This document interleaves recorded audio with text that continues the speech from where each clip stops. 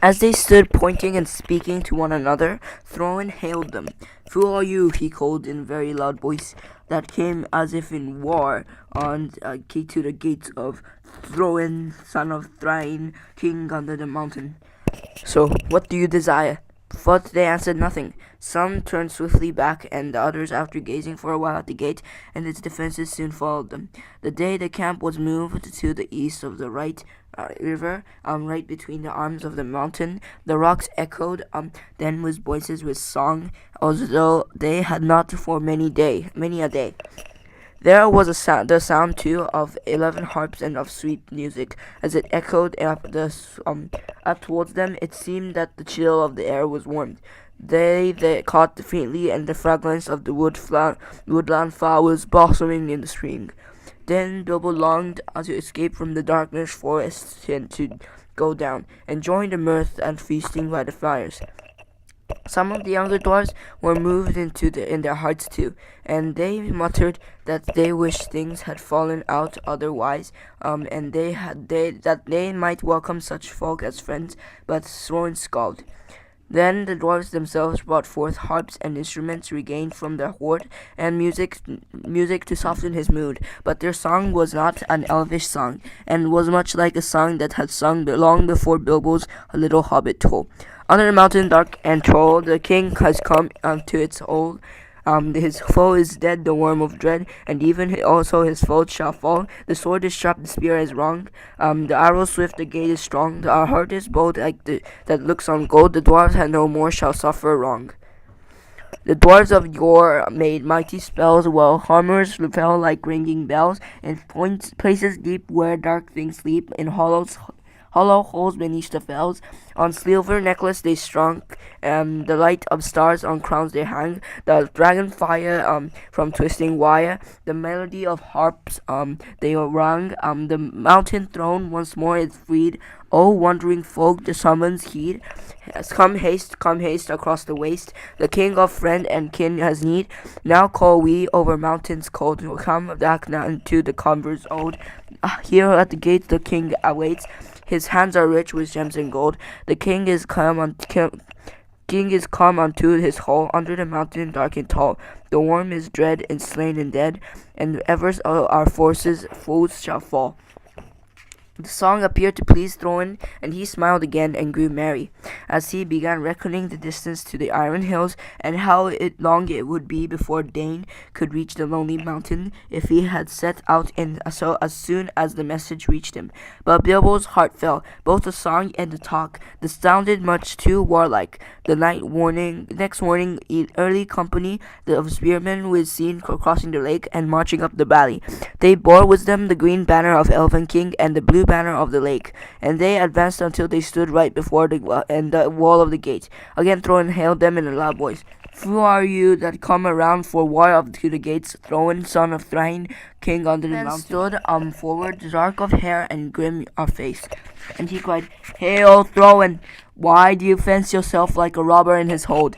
We are not yet foes, and we rejoice rejoice that you are alive beyond our hope. We came expecting to find none living here. Yet now that we are met, there is matter for a parley and a council. Who are you, and of what would you parley?" "I am Bard, and by my hand was the dragon slain, and your treasure delivered. Is that what a matter that concerns you? Moreover, I am by right descended of the hair of Gyron of Dale, and in your hoard is mingled much of wealth of his halls and towns, which of old Smaug stole. Is not that the matter of which way we may speak? Further, in his last battle, Smaug destroyed the dwellings of the men of Ethgroth, and I am yet the servant of their master. I would speak for him, and ask whether you have no thought for the sorrow and misery of his people. They aided you in your distress, and I am recompensed you have thus far brought ruin only, though the doubtless undesigned."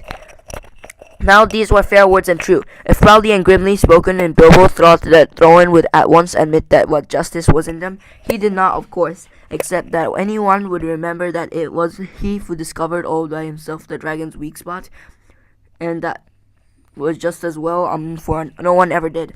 But also he did not reckon what was power that gold has upon. It was a dragon, has long brooded or with dovish hearts. Long hours in the past days Thorn had spent in the treasury, and the lust of it was heavy on him. Though he had hunted chiefly for the Arkenstone, yet he had an eye for many other wonderful things that were lying there, about which were wound old memories of labors and the sorrow of his race. You put your worst course last in the chiefest place, Thorn answered. To the treasure of my people no man has claimed. Claim because smugs who stole it from us also robbed them. Of life or home the treasure was not that his evil deeds should be amended with a share of it. The price of the goods and assistance that we received of the like men will fairly pay in due time, but nothing we will give. Be not even a loaf's worth under the threat of force. While an armed host lies before our doors, we look on your foes and thieves. It is in my mind to ask what share of the inheritance you would have paid to our kindred. Have you found the hoard unguarded and us slain? A just question, replied Bard, but you are not dead, and we are not robbers. Moreover, the wealthy men have pity beyond right on the needy of the that befriended him, when they were in want, and still my other claims remain unanswered. I will not parley, and I have said with armed men at my gate, nor at all that with the people of 11 King, whom I remember with small kindness. I debate that have no place. Begone now ere our arrows fly.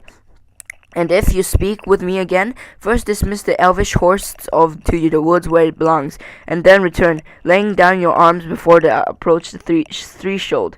The 11 King is my friend, and he has scored the people of Lakehound in their need, though they have no claim but friendship on him, answered Bard. We will give you time to repent your words. Gather your wisdom ere we return. Then he departed and went back to the camp. Ere many hours are past, the banner bearers returned, and trumpets stood forth and blew a blast. In the name of Aragoth and the forest, one cried, we speak unto Throendrain's son Oakenshield, calling himself the king under the mountain, and we bid him consider well the claims that have been urged, or be declared our foe. At the least, he shall deliver 1/12th portion of the treasure unto Bard, as the dragon strayer, and as heir of Gyron, from that position of Bard will himself contribute to the aid of Esgroth. But if Thorn would have the friendship and honor of the lands about, as his sirs had of old, then he will give also somewhat of his own for the comfort of the men of Lake. Then Thorin seized the bow of horn and shot an arrow at the speaker. It smote into his shield and struck the quivering. Since such is your answer, he called in return, I declare the mountain besigned, and you shall not depart from it, until you call on your side with a tooth or a pally. We will bear no weapons against you, but we leave you to your gold. You may eat that if you will. With that, the messages departed, and the dwarves were left to consider the case. So grim and Thorn become that even if they had wished, others would not have dared to find a fault in him. But indeed, most of them seemed to share his mind, except perhaps old Flat Bomber and Philly and Killy, and Bilbo, of course, to prove the whole turn of affairs. He had by now had more than enough of the mountain, and being decided inside it was not at all to his taste. The whole place still stinks of dragon, he began to himself, and it makes me sick, and cram is beginning simply to stick in my throat.